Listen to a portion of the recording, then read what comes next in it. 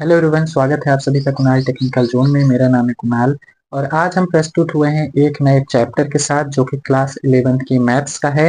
अब तक हमने सेट चैप्टर का पूरे एक एक टॉपिक को अच्छे से डीपली विथ क्वेश्चंस के साथ डिस्कस कर लिया था।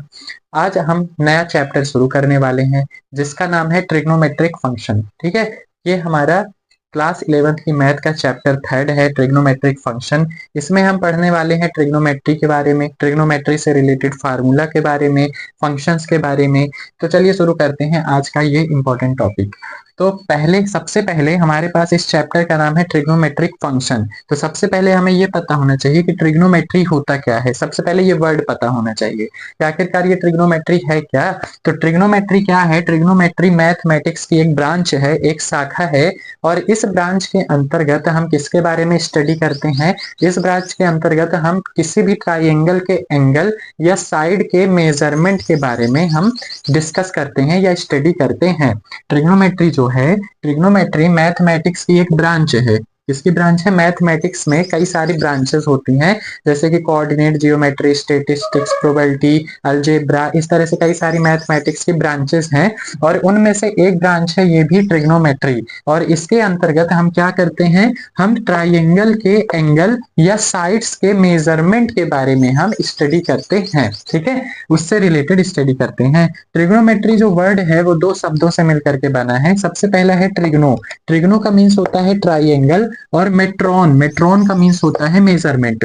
तो इन दोनों को मिला करके हम इसकी डिफिनेशन बना सकते हैं कि जिस ब्रांच के अंतर्गत हम ट्राइंगल्स के एंगल या साइड के मेजरमेंट के बारे में स्टडी करते हैं उसी को हम क्या कहते हैं? ट्रिग्नोमेट्री कहते हैं। ठीक है, अब जब हमने कहा कि हम इस शाखा के अंतर्गत एंगल या साइड के मेजरमेंट के बारे में बात करते हैं तो हमें यह भी पता होना चाहिए कि एंगल क्या होता है। ठीक है, ये भी तो हमें पता होना चाहिए। सारे वर्ड जो भी हम कह रहे हैं उनका मतलब भी हमें पता होना चाहिए। तो सबसे पहले आता है हमारा एंगल। एंगल क्या होता है? तो द मूवमेंट ऑफ अ रे फॉर्म एन एंगल। अगर मैं आपसे पूछूं, अगर आपको कोई भी एंगल बनाने को बोला जाए तो आपको कितनी लाइंस की जरूरत होगी? तो आपका ज्यादातर लोगों का आंसर होगा कि 2 लाइंस की जरूरत होगी। 2 लाइन को ऐसे खींच करके उनके बीच में बता सकते हैं कि ये एंगल्स है। लेकिन मेरा कहना ये है कि हम सिर्फ एक रे के जरिए, सिर्फ एक रे के जरिए हम एंगल बना सकते हैं। सिर्फ एक रे के जरिए हम एंगल बना सकते हैं। कैसे बना सकते हैं? मान लेते हैं कि हमारे पास एक रे है, यानी एक किरण है। ठीक है, हमने मान लिया कि हमारे पास ये एक रे है जो कि अभी इस स्थिति में बैठी हुई है। ठीक है, ये सीधी स्थिति में, इसकी जो प्रारंभिक स्थिति है यानी इनिशियल पोजीशन वो ये है। ठीक है, सबसे पहले ये किरण जो है इस स्थिति में बैठी हुई है। थोड़ी देर बाद ये जो रे है उसको मैं घुमा करके यहां तक ले आता हूं। ठीक है, मैंने क्या किया? पहले शुरू में हमारे पास ये रे यहाँ पास थी और फिर थोड़ी देर बाद मैंने इसे घुमा करके यहाँ पास ले आया। मतलब कि शुरुआत में ये यहाँ थी, इनिशियल पोजीशन इसकी ये है, और थोड़ी देर बाद यहाँ आ गई, मतलब फाइनल पोजीशन इसकी ये है। ठीक है, मैंने क्या किया? हमारी रे यहाँ पास थी, ये है इसकी इनिशियल पोजीशन, यानी कि शुरुआत में हमारी लाइन यहाँ है। ठीक है, थोड़ी देर बाद मैंने इसे घुमा करके यहाँ ले आया, तो ये हो गई इसकी फाइनल पोजीशन, जिसे हम कहते हैं टर्मिनल पोजीशन भी कहते हैं। ठीक है, ये हो गई इसकी फाइनल पोजीशन। अब ये है इनिशियल पोजीशन, ये है फाइनल पोजीशन। तो इन दोनों के बीच जो हमारा बनता है उसी को कहते हैं हम एंगल।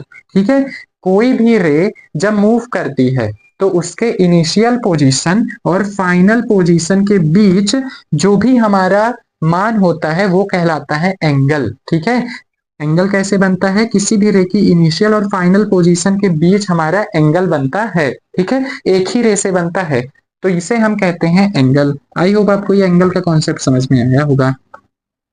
अब आगे हम बात करेंगे कि आखिरकार ये एंगल जो है ये कितने प्रकार से बनाया जा सकता है।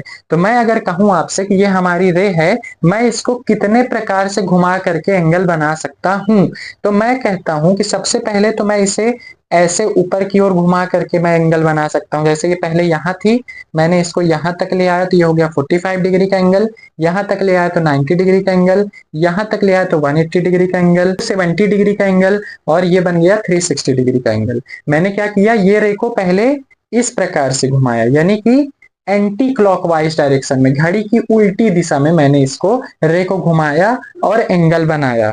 तो जब भी हम इस रे को एंटी क्लॉकवाइज घुमा करके एंगल बनाते हैं तो उसको उस समय हमारे पास किस टाइप का जो है वो बनता है, एंगल बनता है, तो हमारा पॉजिटिव एंगल बनता है। यानी कि जब हम रे को एंटी क्लॉकवाइज घुमाएंगे और कोई भी एंगल बनाएंगे, ये यहां था, यहां मैंने इसे एंटी क्लॉकवाइज घुमा करके 90 डिग्री का एंगल बना दिया, तो ये हमारा पॉजिटिव 90 डिग्री का एंगल बनेगा, यानी प्लस का 90 डिग्री का एंगल बनेगा।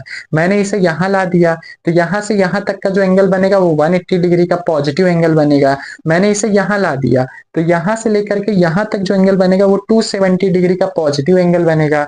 मैंने इसे यहां ला दिया जहां से ये शुरू हुई थी, वापस पूरा घुमा करके मैंने एंटी क्लॉकवाइज डायरेक्शन में वापस वहीं ला दिया, तो मेरा ये जो एंगल है पूरा ये 360 डिग्री का पॉजिटिव एंगल बनेगा। ठीक है, तो जब भी हम रे को एंटी क्लॉकवाइज डायरेक्शन में घुमाएंगे तो हमारा जो भी एंगल बनेगा वो बनेगा पॉजिटिव एंगल। ठीक है, फिर दूसरा कॉन्सेप्ट है हमारा कि अब ये तो मैंने एंटी क्लॉकवाइज घुमा करके बनाया, यदि मैं इसको क्लॉकवाइज डायरेक्शन में घुमाता हूं, यानी कि घड़ी की दिशा में, जिस प्रकार से घड़ी घूमती है उस तरह से अगर मैं इस रे को घुमा करके एंगल बनाऊं तो कैसा एंगल बनेगा।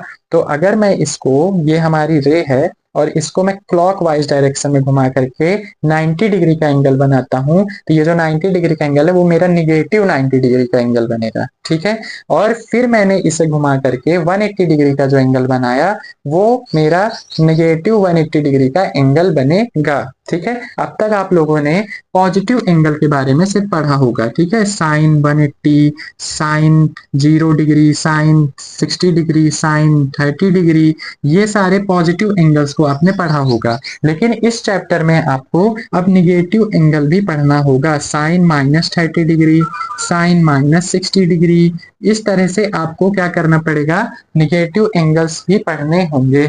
ठीक है, तो कैसे बनते हैं निगेटिव एंगल, जब हमारी रे क्लॉकवाइज घूमती है, क्लॉकवाइज डायरेक्शन में, तो कैसा एंगल बनता है, निगेटिव एंगल बनता है। जब ना रे रोटेट इन क्लॉकवाइज डायरेक्शन, जब हमारी रे क्लॉकवाइज डायरेक्शन में रोटेट करेगी तो जो एंगल बनेगा वो होगा निगेटिव एंगल।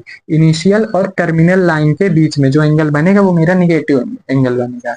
और जब हमारी ये जो लाइन है, रे है, ये क्लॉकवाइज डायरेक्शन में घूमेगी तो इनिशियल और टर्मिनल लाइन के बीच जो एंगल बनेगा वो बनेगा पॉजिटिव एंगल।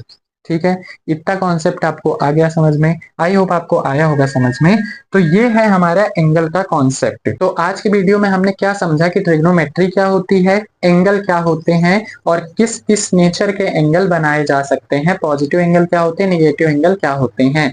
नेक्स्ट वीडियो में हम समझेंगे कि आखिरकार एंगल को मेजर कितने प्रकारों से किया जा सकता है, यानी एंगल का मेजरमेंट कितने टाइप से किया जा सकता है, कितने प्रकार के सिस्टम होते हैं जिससे हम एंगल का मेजरमेंट कर सकते हैं। तो मिलते हैं नेक्स्ट वीडियो में, बने रहिए हमारे साथ। Thank you.